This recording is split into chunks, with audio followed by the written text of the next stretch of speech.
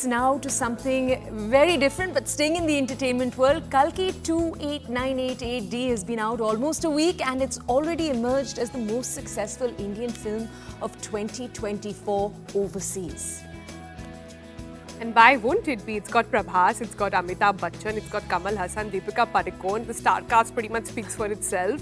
And it's been hailed as its jaw-dropping VFX also and the very powerful portrayals that it's bringing to the screen. Now, amid all of these laurels, this is what our colleague Abhijit had to say. He's got a witty take. Take a look. भैया एक movie ticket देना कल की। Okay, कल कौन सी movie की चाहिए? अरे कल की नहीं, आज की चाहिए।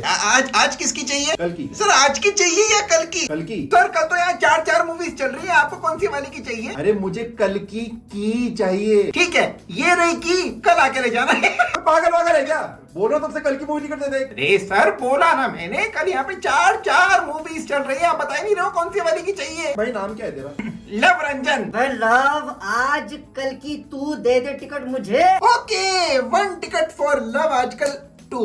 हेलो एवरीवन, मैं अभिजीत भट्ट और आज हम बात करेंगे कल की 2898 AD की। क्या बात है सर, क्या बात, ये बात है। आफ्टर आदि पुरुष, जिसे देखने के बाद ऑडियंस का था सिर्फ और सिर्फ एक ही रिएक्शन।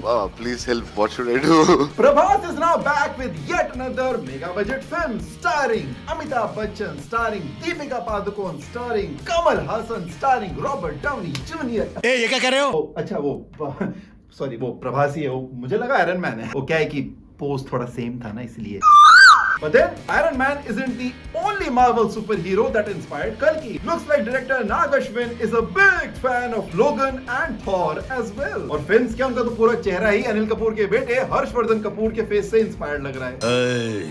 खैर, Kalki released on 27th June. You know what rhymes with June? Dune, जिससे कल्कि का ये पोस्टर इंस्पायर्ड है। नहीं, मैं नहीं मानता। Oh, and how can we forget this armored suit that Avatar people copied from us? अरे उन्होंने कॉपी किया होगा यार, उन्होंने तो अपनी फिल्म का टाइटल भी हमारी फिल्म से कॉपी किया हुआ था। ये तो उनका असली टैलेंट है। टैलेंट तो तुमने भी कभी किसी का छीन लिया था। देखो भैया, ऐसा है कि इस फिल्म का जो बजट है वो 600 करोड़ रुपए बताया जा रहा है। अब जाहिर सी बात है कि फिल्म के VFX और स्टार्स की फीस में जब इतने सारे पैसे खर्च होंगे तो प्रोड्यूसर तो एक ही बात बोलेगा ना, Please help, what should I do? Which probably explains that instead of shooting in scenic locations in Switzerland, the makers had to make do with Ghazipur का कचरे का पहाड़ in दिल्ली। मैं गरीब हूँ। ये नहीं, अमिताभ बच्चन के मस्कारा पे सारे पैसे खर्च करने के बाद मेकर्स ने प्रभास और दीपिका को सेम विग पहना दिया।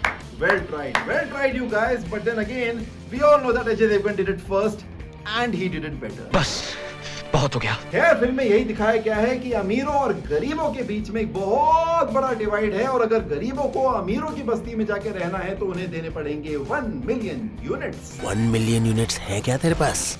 मैं गरीब हूँ। Which is probably why Prabhas and Disha Patni wear the money heist वाला red suit, join their gang and decide to probably rob a bank। और ढेर सारा पैसा कमा के प्रभास और दिशा पाटनी पहले आते हैं ये उड़ती हुई फरेरो रोशर खाने और उसके बाद Prabhas sees the ocean for the very first time in his life and he experiences water for the very first time in his life and he takes a sip of water and he's having this deep, insightful, meaningful, sincere moment when Disha Patni is like, हटाओ यार, models आ रखे हैं, पहले अपनी Instagram post के लिए एक आधा पिक्स ले लेती हूँ। क्या बात, ये बात है। लेकिन खैर ऐसा है, देखो फिल्म पैसा तो बहुत कमा रही है, बहुत इतना कि मतलब खुद प्रोफेसर स्नेप कलेक्शंस देख के हैरान है। और हो भी क्यों ना, all jokes apart, the film is nothing short of a breakthrough in VFX technology in India.